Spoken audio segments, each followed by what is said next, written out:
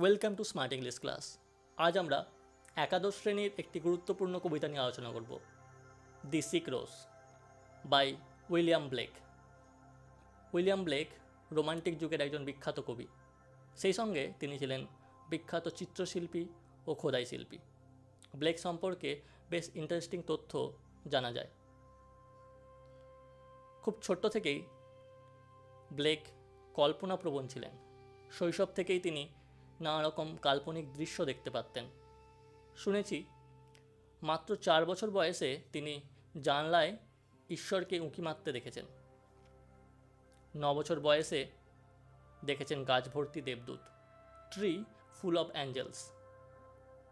তার অন্যরকম এই কল্পনা শক্তির কারণে অনেকে তাকে পাগল ভাবতেন। তাই তার সময়ে তার কবিতা পপুলারই হয়নি। কিন্তু আধুনিক যুগের সমালোচকেরা বা পাঠকেরা তার লেখা ও ছবির তাদের চিত্র এঁকেছেন, সেই ছবিগুলো দার্শনিক এবং আধ্যাত্মিক গভীরতা দেখে মুগ্ধ হয়েছেন। তাই আধুনিক যুগে তিনি খুব ফেমাস। তার কবিতা সমস্ত জায়গাতেই পড়ানো হয়। এবারে আসি আমাদের যে পাঠ্য সিক রোজ কবিতাটিতে। এই সিক রোজ কবিতাটি তার একটা কাব্যগ্রন্থ, খুব famous, the song of experience থেকে নেওয়া হয়েছে। এটা কিন্তু তোমাদের খুব ইম্পর্ট্যান্ট একটা তথ্য যে সংস অফ এক্সপিরিয়েন্স থেকে নেওয়া হয়েছে সিক রোজ কবিতাটি। উইলিয়াম ব্লেকের দুটো ইম্পর্ট্যান্ট কাব্যগ্রন্থ, যেটা একে অপরের পরিপূরক বলতে পারো, সংস অফ ইনোসেন্স আর songs of experience. Songs of innocence আর এক্সপিরিয়েন্স পরবর্তীকালে একটাই ভলিউম হয়ে নাম হয় songs of innocence and experience. এই কবিতাটায় দেখানো হয় two contrary states of human soul, ভালো মন্দ দুটো নিয়েই পৃথিবী। Good needs evil, evil needs good in order to define each other. ভালোর মন্দের প্রয়োজন, মন্দেরও ভালো প্রয়োজন, তবে একে অপরকে ডিফাইন করা সম্ভব, ব্যাখ্যা করা সম্ভব। ল্যাম্প বা একটা ভেড়ার সরলতাকেও আমরা যেমন লক্ষ্য করি এই সমাজে, এই পৃথিবীতে, তেমনভাবে একটা বাঘের হিংস্রতাকেও আমরা লক্ষ্য করি। দুটোই কিন্তু পার্ট অফ লাইফ। এটাই হচ্ছে এই দুই কাব্যগ্রন্থে, সংস অফ ইনোসেন্স আর সংস অফ এক্সপিরিয়েন্সে, সরলতা এবং অভিজ্ঞতা সম্পর্কে উইলিয়াম ব্লেকের একটা ভাবনা আর দৃষ্টিভঙ্গি এখানে আমরা লক্ষ্য করি। This world is full of contrasting elements that depends on each other to make sense. Baahubali সিনেমাটা আমরা তখনই ভালো লাগে, শুধু কি বাহুবলী থাকলে ভালো লাগতো? বল্লাল দেবের মতো ভিলেন আছে বলে আমাদের ভালো লাগছে। দুটোরই প্রয়োজন রয়েছে, ভালো মন্দ পরিপূরক। এই সংস অফ ইনোসেন্স আর এক্সপিরিয়েন্স, এই দুটো কাব্যগ্রন্থ একে অপরের পরিপূরক। এই সংস অফ এক্সপিরিয়েন্স থেকে আমাদের পাঠ্য দ্য সিক রোজ কবিতাটি নেওয়া হয়েছে। এর একটা পরিপূরক কবিতাও রয়েছে, দি ব্লজম, যেটি সংস অফ ইনোসেন্সে রয়েছে। এবারে আমরা কবিতাতে যাব। তার আগে দুটো টার্ম আমরা বুঝে নিই। প্রথম হচ্ছে সিক রোজ কবিতাটি একটি লিরিক্যাল পোয়েম। লিরিক্যাল বলতে গীতি কবিতা। 2 নম্বর, সিক রোজ সিম্বলিক পোয়েম, প্রতীক কবিতা। এখানে রোজ বা ওর্ম দুটো যে মেন ক্যারেক্টার, এই দুটো কিন্তু সিম্বল, আমরা পরে জানব। আর 3 নম্বর, সিক রোজকে আমাদের নোমিক পোয়েম বলা হয়। এইগুলো তোমাদের কিন্তু এমসিকিউতে আসবে, এসএকিউতে হয়তো আসবে না, এমসিকিউতে তোমাদের পেয়ে যাবে। বিভিন্ন কোশ্চেন বাঞ্চ তোমরা যখন সলভ করবে, তোমরা এই ধরনের প্রশ্ন কিন্তু ফেস করবে।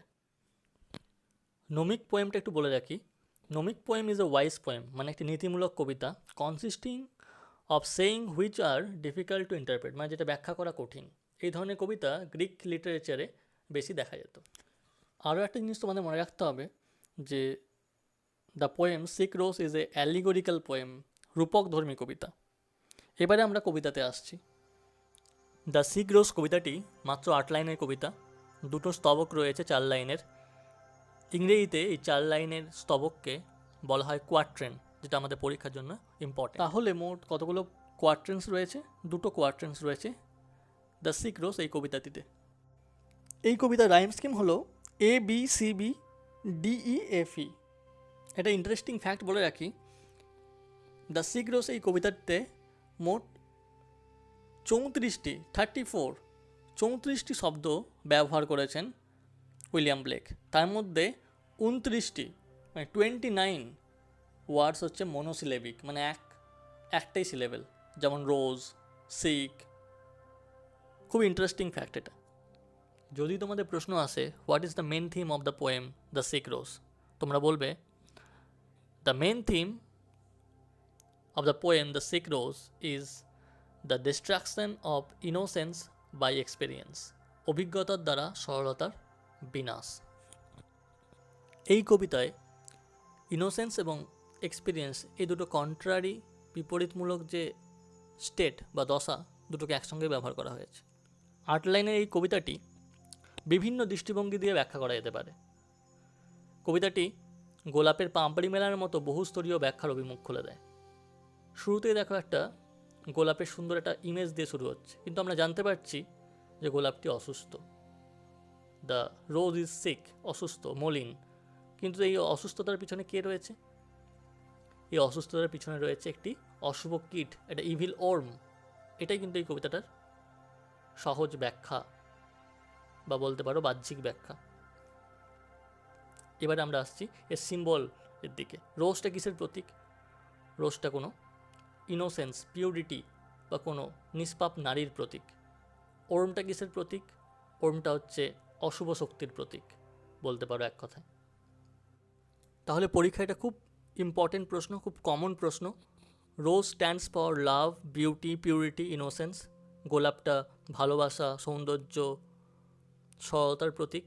আর worm stands for evil, jealousy, distraction.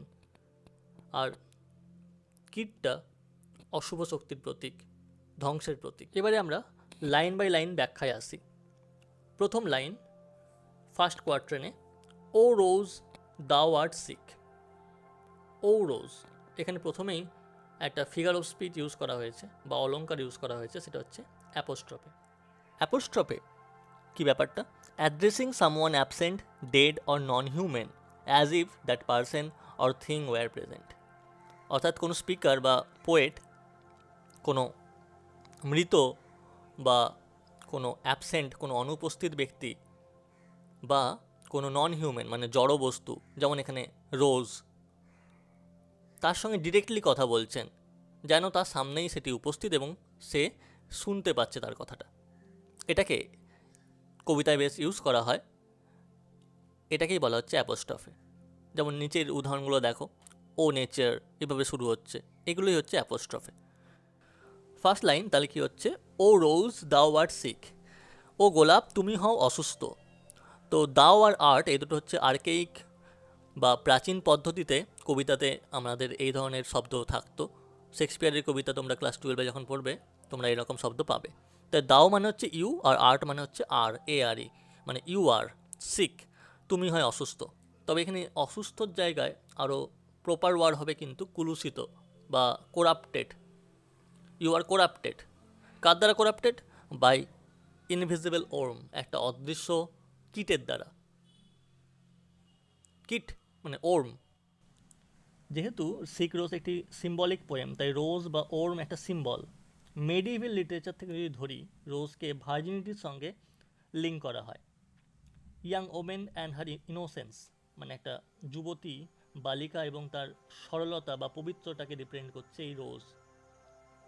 পরবর্তীকালে রোজটা রোমান্টিক লাভ বা প্যাশনের প্রতীক হয়ে ওঠে।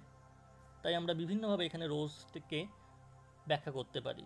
হতে পারে এটা ভার্জিনিটির প্রতীক, হতে পারে এটা ইয়াং ওমেনের প্রতীক, তার সরলতার প্রতীক, বা রোমান্টিক লাভ বা প্যাশনের প্রতীক। কিন্তু এটা করাপ্টেড আজকে। কার দ্বারা করাপ্টেড? কার দ্বারা কলুষিত? এটা ওর্মের দ্বারা, এটা ইনভিজিবল ওর্মের দ্বারা, অদৃশ্য। এই ইনভিজিবল অ্যাডজেক্টিভটা এমফেসাইজ করছে, জোর দিচ্ছে যে ওর্মটা হচ্ছে ইভিল, তার সিনটাকে রিপ্রেজেন্ট করছে। সিন কি আমরা দেখতে পাই? পাপ বা সে যে অশুভ, এটাকে আমরা দেখতে পাই কারো। তাহলে the adjective invisible emphasise the evil and sin of worm acting like a devil. এখানে ওর্মটা ডেথ অ্যান্ড ডিকের সঙ্গে অ্যাসোসিয়েটেড। এখানে ওর্মটা বাইবেলের ডেভিল বা সার্পেন্টের চিত্রকল্প ফুটিয়ে তুলছে। আমরা একটু পরে বাইবেলের একটা গল্প বলে এই কবিতাকে বোঝাবো। আমরা জানতে পারবো বাইবেলের সাটান সার্পেন্ট রূপে, সাপ রূপে কিভাবে অ্যাডাম ইভকে প্রলুব্ধ করে তাদের পতন ঘটিয়েছিল, তাদের সরলতাকে ধ্বংস করেছিল। তাহলে O rose thou art sick, the invisible worm that flies in the night in the howling storm. এই হচ্ছে আমাদের ফার্স্ট কোয়াশ্চেন, যেখানে আমরা জানতে পারছি একটি গোলাপ অসুস্থ। কার দ্বারা অসুস্থ? একটি অদৃশ্য কীটের দ্বারা, যেটা গর্জনময় ঝড়ের রাত্রে উড়ে এসেছে। ফ্লাইজ ইন দ্য নাইট, এই ফ্রেজটা ওর্মের ইভিলনেসটাকে আরও বেশি জোর দিচ্ছে, কীটের অশুভ শক্তিকে আরও বেশি জোর দিচ্ছে। কারণ নাইট হচ্ছে এমন সময় যেই সময় ডেমন্স, উইচেস, ওয়াইল্ড বিস্ট এরা অ্যাক্টিভ হয়, তাদের শিকারের জন্য বের হয়। ভূত, প্রেত, পিশাচ, হিংস্র জন্তু জানোয়াররা তাদের শিকারের জন্য বের হয়, তারা অ্যাক্টিভ হয়। তাই সেই সময় ওর্মটাও কিন্তু গোলাপের কাছে যাচ্ছে। সেই সঙ্গে আরও বেশি জোর দিচ্ছে তার পরের লাইনে, ইন দ্য হাউলিং স্ট্রম, গর্জনময় ঝড়ের সময়। তো ঝড়, তার সঙ্গে ওয়ার্ডটা ইউজ করা হয়েছে হাউলিং, এটা হচ্ছে মেটাফোর। হাউলিং হচ্ছে কোনো হিংস্র জন্তু জানোয়ারের যে গর্জন তাকে বলা হচ্ছে হাউলিং, যেমন নেকড়ের আওয়াজ। তার সঙ্গে যখন ঝড়ের একটা তুলনা হচ্ছে, মানে একটা জন্তুর গর্জনের সঙ্গে ঝড়ের যে আওয়াজ তার সঙ্গে তুলনা করা হচ্ছে, তাই এটা একটা মেটাফোর, একটা তুলনা। এই গেল ফার্স্ট কোয়ার্ট্রেন। এবার আমরা সেকেন্ড কোয়ার্ট্রেনে যাব। সেকেন্ড কোয়ার্ট্রেন শুরু হচ্ছে, has found out thy bed of crimson joy and his dark secret love does thy life destroy. এখানেও দেখো আর্কেইক ওয়ার্ড ইউজ করা হয়েছে দাই। দাই মানে ইয়োর, তোমার। তাহলে তোমার বিছানায় পৌঁছে গেছে। কার বিছানা? Roses bed. রোজেস বেড বলতে লিটারেলি বলতে গেলে আক্ষরিক অর্থে গোলাপের পাপড়িগুলোকেই তার বিছানা হিসাবে দেখানো হচ্ছে, কিন্তু এটা রিপ্রেজেন্ট করছে বা সিম্বল হচ্ছে লাভার্স বেড অফ ক্রিমিসন জয়। এখানে রক্তাক্ত আনন্দ উপভোগ করছে ওর্মটি, কীটটি, কিন্তু তার জন্য ধ্বংস হচ্ছে কার? না গোলাপ। অর্থাৎ কীটটির রক্তাক্ত আনন্দ শেষ করে দিচ্ছে বা ধ্বংস করে দিচ্ছে গোলাপটির সরলতা। ক্রিমিসন জয়, এটা একটা খুব ইম্পর্টেন্ট ফ্রেজ তোমাদের পরীক্ষা আসার জন্য। ক্রিমিসন শব্দটার অর্থ হচ্ছে ডার্ক রেড, গাঢ় লাল রং। এটা বাইবেল অনুযায়ী দ্য ক্রিমিসন ওয়ার্ডটা কিন্তু সিনকে রিপ্রেজেন্ট করছে, পাপকে রিপ্রেজেন্ট করছে। তোমাদের পরীক্ষায় যদি ক্রিমিসন জয় এই ফ্রেজটা আসে, তোমরা লিখবে crimson joy indicates destructive bloody enjoyment of the worm. কীটের রক্তাক্ত আনন্দ উপভোগ। রোজ যেহেতু সিম্বল অফ ভার্জিনিটি মেডিভেল লিটারেচারে, তাই ক্রিমিসন জয় এই ফ্রেজটা সিম্বলাইজ করছে blood shed at the loss of virginity. তারপরে নেক্সট লাইনে দেখো, and his dark secret love. এই হিজ শব্দতে লক্ষ্য করো, অর্থাৎ এখানে একটা কবি ক্লিয়ার ইন্ডিকেশন দিচ্ছে ফেমিনাইন আর ম্যাসকুলাইনে। এখানে রোজ ফেমিনাইন আর ওর্ম ম্যাসকুলাইনকে রিপ্রেজেন্ট করছে। প্রথম থেকে এই কবিতাতে কিন্তু একটা কন্ট্রাস্ট রয়েছে, ইনোসেন্স আর এক্সপিরিয়েন্সের একটা কন্ট্রাস্ট।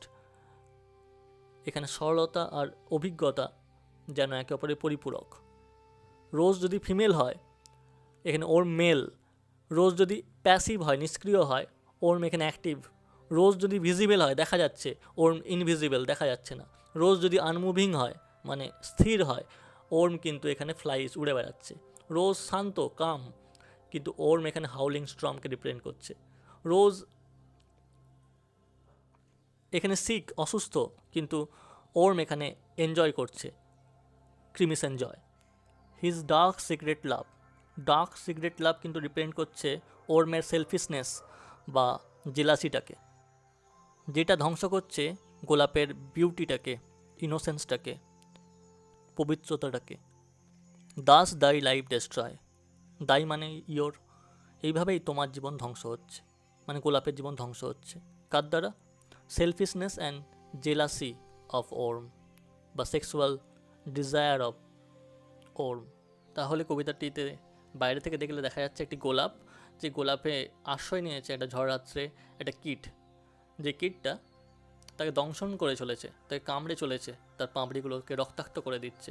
এবং তাতে সে আনন্দ উপভোগ করছে। এইভাবেই ধীরে ধীরে সে তার জীবনটাকে ধ্বংস করে দিচ্ছে। কিন্তু আমরা যদি ডিপার মিনিংয়ে যাই, rose stands for innocence, purity, love, beauty, পবিত্রতা, ভালোবাসা, সৌন্দর্যের প্রতীক গোলাপটা। অন্যদিকে ওর্ম, কীটটা এক্সপিরিয়েন্স, ইভিল, জেলাসি, সেলফিশনেসের প্রতীক। ঈর্ষা, সেলফিশনেস, স্বার্থপরতা, অশুভ শক্তির প্রতীক। Deadly bite of evil makes love sick, অশুভ শক্তির দংশনে ভালোবাসা অসুস্থ। Innocence is destroyed by experience, সরলতা ধ্বংস হচ্ছে অভিজ্ঞতার দ্বারা। ভালোবাসা ধ্বংস হচ্ছে সেক্সুয়াল ডিজায়ারের দ্বারা। বিউটি ধ্বংস হচ্ছে জেলাসির দ্বারা। সৌন্দর্য ধ্বংস হচ্ছে ঈর্ষার দ্বারা। আমি প্রথমেই বলেছি এই কবিতাটি একটি গোলাপের পাপড়ি মেলার মতো বহুস্তরীয় ব্যাখ্যার অভিমুখ খুলে দেয়। তবে তোমাদের এত ডিপার মিনিং তোমাদের পরীক্ষায় আসবে না, শুধু জেনে রাখার জন্য তোমরা একটু শুনে রাখো। আমি মোটামুটি আজকে 4 রকমভাবে এটাকে ব্যাখ্যা করার চেষ্টা করছি। প্রথম হচ্ছে ন্যাচারালিস্টিক, 2 নম্বর সোশিও পলিটিক্যাল, 3 নম্বর ফেমিনিজম, আর লাস্টে আমার ফেভারিট সেটা হচ্ছে বিবলিক্যাল। তো প্রথমে হচ্ছে ন্যাচারালিস্টিক। এটা খুব সহজ ব্যাখ্যা। এখানে গোলাপটা হচ্ছে আমাদের প্রকৃতি এবং সেটাকে ধ্বংসকারী ওর্মটা হচ্ছে আমরা মানুষেরা, সেলফিশ হিউম্যান বিইংস, যারা নিজেদের স্বার্থে জঙ্গল কেটে দিচ্ছি। আমরা কিছুদিন আগে জানতে পারলাম যে অ্যামাজনের জঙ্গলে আগুন লেগেছে, সেটা ম্যানমেড। এরকম এটা হচ্ছে ন্যাচারালিস্টিক, এটা হচ্ছে এই কবিতার সিম্বল হতে পারে। 2 নম্বরে সোশিও পলিটিক্যাল, যেখানে রোজ হচ্ছে দারিদ্রতা, গরিব মানুষকে রিপ্রেজেন্ট করছে আর তাদের শোষণ করছে যে নিষ্ঠুর পলিটিশিয়ানরা, যারা নিজেদেরকে বড় বড় নেতা বলে দাবি করে কিন্তু আলটিমেটলি তারা রাজনীতি করে, নিজেদের স্বার্থ সিদ্ধি করে, গরিব মানুষরা গরিবই রয়ে যাচ্ছে। এভাবে আমরা ব্যাখ্যা করতে পারি এই কবিতাতে। 3 নম্বর ফেমিনিজম, এটাও খুব পপুলার পয়েন্ট অফ ভিউ। এই পয়েন্ট অফ ভিউ দিয়ে যদি দেখি তাহলে মেল ডমিনেটেড সোসাইটি রিপ্রেজেন্ট করছে এই ওর্মটাকে, এবং অসহায় নারী জাতিকে রিপ্রেজেন্ট করছে গোলাপটা। প্রতিদিন আমরা খবরের কাগজ খুললেই আমরা দেখতে পাই রেপের খবর, মহিলাদের উপর অত্যাচারের খবর। তাহলে এখানেও একটা হিডেন ইমেজ লুকিয়ে রয়েছে, একটা যেন এখানে ওর্মটা যেন রেপিস্ট। এবং the rose's emotion is shattered by forceful love of a rapist. এইভাবে আমরা ফেমিনিজমের পয়েন্ট অফ ভিউ দিয়ে ব্যাখ্যা করতে পারি। নেক্সট আমরা বাইবেলের একটা স্টোরি দিয়ে ব্যাখ্যা করব, যেটা আমার খুব প্রিয়। এই বাইবেলের এই স্টোরিটা তোমরা হয়তো সবাই শুনবে, কিন্তু হয়তো ডিটেলে হয়তো শুনবে না, তাই একটু ডিটেলে গল্পটা বলছি। আশা করি তোমাদের ভালোই লাগবে গল্পটা শুনতে। একেবারে শুরুর কথা, ঈশ্বর পৃথিবী বানালেন, নানা রকমের পশু পাখি, গাছপালা, সামুদ্রিক প্রাণীর সৃষ্টি করলেন। একটি মাটির ঢেলা থেকে ঈশ্বর প্রথম মানব পুরুষ বানালেন এবং তার নাম দিলেন আদম। আদম ছিল ঈশ্বরের নিজের রূপের আদলে বানানো, তাই আদম ছিল ঈশ্বরের খুব প্রিয়। ঈশ্বর তার জন্য একটি সুন্দর বাগানও নির্মাণ করেন। সেই বাগানে ছিল অসংখ্য সুন্দর সুন্দর ফুল ও ফলের গাছ। তবে বাগানের মাঝখানে ছিল ভালো ও মন্দের জ্ঞান বৃক্ষ। ঈশ্বর আদমকে আদেশ করেছিল, আদম, তুমি এই বাগানের মালিক, এই বাগানের সব ফুল ও ফলে তোমার অধিকার, তুমি সব ফল খেতে পারো, শুধু বাগানের মাঝে ওই জ্ঞান বৃক্ষ থেকে কখনো ফল খেও না, ওই ফল খেলে তোমার সাথে সাথে মৃত্যু হবে। প্রত্যেক দিন ঈশ্বর আদমের সাথে দেখা করতে আসতেন এবং কথা বলতেন। একদিন ঈশ্বর সমস্ত প্রাণীকে নিয়ে এলেন আদমের কাছে। আদমকে বললেন, আদম, তুমি এদের নাম দাও, তুমি যা নাম দেবে সেই নামেই এরা পরিচিত হবে। আদম সমস্ত গৃহপালিত পশু, আকাশের সমস্ত পাখির, অরণ্যের সমস্ত বন্য প্রাণীর নামকরণ করল। সমস্ত প্রাণীরা জোড়ায় জোড়ায় ছিল, নর এবং নারী। শুধু আদমের কোনো জোড়া ছিল না। ঈশ্বর আদমের একাকিত্ব দূর করার জন্য তার একটা যোগ্য সঙ্গিনীর কথা ভাবল, যে তাকে খেয়াল রাখবে। একদিন তাই ঈশ্বর আদমকে গভীর ঘুমে আচ্ছন্ন করলেন। আদম যখন ঘুমোচ্ছিল তখন ঈশ্বর তার পাঁজরের হাড় থেকে বের করে তৈরি করলেন তার সঙ্গিনীকে, তার নাম রাখা হলো ইভ। আদমের মাথা থেকে তার সঙ্গিনীকে বানানো হলো না, যাতে না ইভ আদমকে শাসন করে।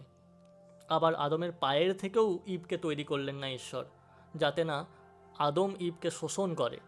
পাঁজরের হাড় থেকে ইভকে বানানোর উদ্দেশ্য হলো যাতে তারা দুজনের হৃদয়ের কাছাকাছি থাকতে পারে এবং আদমের কাছে ইভ সর্বদা সুরক্ষা ও ভালোবাসা পেতে পারে। আদম এবং ইভ তারা একে অপরকে পেয়ে তাদের দিন খুব সুখেই কাটছিল। তাদের সারা জীবন অনন্ত সুখেই কাটত, যদি না তারা নিজেদের দোষে ঈশ্বরের আদেশ অমান্য করত। ঈশ্বরকে ঈর্ষা করত শয়তান বা সাটান। ঈশ্বরের বানানো সব কিছু জিনিস ধ্বংস করতে চাইতো। একদিন যখন ইভ একা বাগানে ঘোরাঘুরি করছিল, সেই সুযোগে শয়তান সর্পরূপে তার কাছে এলো। ইভের কানে সর্প ফিসফিসিয়ে বলল, ঈশ্বর কি তোমায় সব বৃক্ষ থেকে ফল খেতে বলেছে? ইভ জানালো, জ্ঞান বৃক্ষের ফল ছাড়া তারা সবই খেতে পারে। শয়তান তখন তার অশুভ শক্তির জাল বিছালো। ঠাট্টা করে বলল, তোমরা কি ঈশ্বরের দাসত্ব করছো? ইভ জানালো, না, তারা স্বাধীন, এই বাগানের মালিক। তখন শয়তান অট্টহাসি দিয়ে বলল, যদি তোমরা স্বাধীন, তাহলে ওই বৃক্ষের ফল খেতে বাধা কেন? ঈশ্বর তোমাদের মিথ্যে কথা বলেছেন। ওই বৃক্ষের ফল খেলে তোমরা ঈশ্বরের মতো অনন্ত বুদ্ধি ও শক্তির অধিকারী হবে। বলো, তুমি কি ঈশ্বরের মতো শক্তিশালী হতে চাও না? ইভ তখন জ্ঞান বৃক্ষের কাছে গেল। ইভ বৃক্ষের ফলগুলিকে খুব কাছ থেকে দেখতে লাগলো। ফলগুলির সৌন্দর্যে ও সুগন্ধে সে মোহিত হলো। শেষ পর্যন্ত সর্পের ষড়যন্ত্রের শিকার হলো। সে ফলটিকে গাছ থেকে পারল এবং কিছুটা নিজে খেলো এবং কিছুটা অংশ আদমকে খাওয়ালো। ফলটি খাওয়ার সাথে সাথে তাদের মধ্যে ভালো মন্দের বিচার এলো। এতদিন তারা নগ্ন থাকতো, একথা অনুভবই করেনি তারা, কিন্তু এখন তারা লজ্জা পেল। নিজেদের অঙ্গ ঢাকার জন্য বড় বড় গাছের পাতা দিয়ে বস্ত্র বানালো। সর্বজ্ঞানী ঈশ্বর আদম ইবের ভুলের কথা জানলেন। সঙ্গে সঙ্গে আদম ইবকে ডাকলেন। আদম ইব এতক্ষণে নিজেদের ভুল বুঝতে পেরে গেছে। শয়তান যে তাদের কিভাবে ঠকিয়েছে তা বুঝতেও তাদের আর বাকি নেই। এখন ঈশ্বরের সামনে আসার সাহস তাদের নেই। যে ঈশ্বরের কণ্ঠ শুনে তারা আনন্দে উৎফুল্ল হতো, আজ সেই ঈশ্বরের কণ্ঠ শুনে তারা ভয়ে জর্জরিত। ঈশ্বর আদমকে জিজ্ঞেস করলেন, আদম, তুমি কি ওই জ্ঞান বৃক্ষের ফল খেয়েছ? আদম বলল, ইব তাকে খাইয়েছে। ঈশ্বর ইবকে জিজ্ঞেস করলেন। ইব বলল, সর্পের ষড়যন্ত্রে সে এই কাজ করেছে। ঈশ্বর ভীষণ রেগে গেলেন। ঈশ্বর আদমকে অভিশাপ দিলেন, তোমায় সর্বদা খাদ্যের জন্য কঠোর পরিশ্রম করতে হবে। ইবকে আরও ভয়ানক অভিশাপ দিলেন। সন্তান প্রসবের সময় তাকে অনেক অসহ্য যন্ত্রণা পেতে হবে এবং সর্বদা স্বামী তার উপর কর্তৃত্ব করবে। এই ছিল আদম ইবের স্বর্গ থেকে অভিশপ্ত হওয়ার পৃথিবীতে আসার কাহিনী। সিকরোস কবিতাটিতে কিট বা ওয়ার্ম বাইবেলে বর্ণিত এই সাপের চিত্রকল্প মনে করিয়ে দেয়, যা আদম ইবকে প্রলুব্ধ করে তাদের অধঃপতন ঘটায়। এই কবিতায় গোলাপ কীটটিকে আশ্রয় দেয়।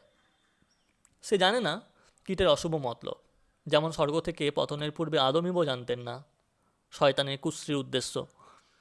গোলাপ কীটের দংশনে ধীরে ধীরে মৃত্যুর দিকে ঢলে পড়ে। এমনটাই ঘটেছিল আদম ইবের জীবনে। শয়তানের প্রভাবে তাদের আত্মিক মৃত্যু ঘটেছিল। এই হলো দ্য সিকরোস এই কবিতাটির বিবলিক্যাল পয়েন্ট অফ ভিউ থেকে ব্যাখ্যা। আমি 4-5 রকমের ব্যাখ্যা করলাম। তোমাদের কোনো ব্যাখ্যাই হয়তো পরীক্ষায় আসবে না, পরীক্ষায় লিখতেও হবে না, কিন্তু তোমাদের জেনে রাখা প্রয়োজন। কারণ একটা কবিতা পড়বে, তার মানে যদি না তোমরা বুঝলে, তাহলে পুরো পড়াটাই অসম্পূর্ণ। তোমরা যারা মাধ্যমিক দিয়েছো, যারা ক্লাস 11-এ উঠবে, তোমরা এই ভিডিওগুলো দেখো এবং বন্ধুদের মধ্যে শেয়ার করো। কারণ তোমরা এখন ঘরেই বসে আছো এবং স্কুল খুলতেও দেরি আছে, আর তোমরা এখন টিউশনিও যেতে পারবে না লকডাউনের মধ্যে। তোমরা এই ভিডিওগুলো দেখো এবং জানাও আর কী ধরনের ভিডিও তোমরা শুনতে চাও।